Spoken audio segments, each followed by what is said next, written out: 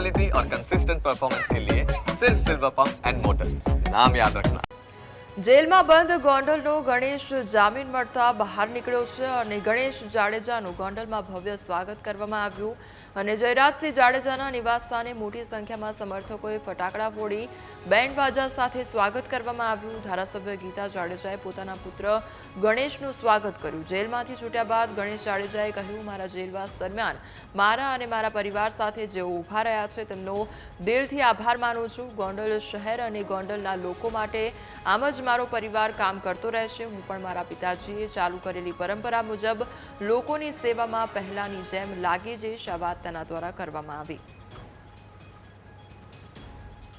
ખાસ કરીને આજના દિવસે સૌપ્રથમ તો ગોંડલ શહેર તથા ગોંડલ તાલુકાના સૌ વડીલો, સૌ માતાઓ, બહેનોને, યુવાન ભાઈઓનું હૃદયપૂર્વકથી ખૂબ ખૂબ આભાર માનું છું। કારણ કે મારા જેલવાસ દરમિયાન જે રીતે ગોંડલ શહેરના લોકોએ મારા પરિવારને અને મને જે રીતે સાથ અને સહકાર આપ્યો છે, એ જ રીતે સમગ્ર ગુજરાત ને સૌરાષ્ટ્રમાંથી મારા મિત્ર વર્તુળોએ તે પૂરેપૂરો સાથ અને સહકાર મારા પરિવારને આપ્યો છે। એ બદલ નતમસ્તક સાથે સૌ લોકોનો હૃદયપૂર્વકથી ખૂબ ખૂબ આભાર માનું।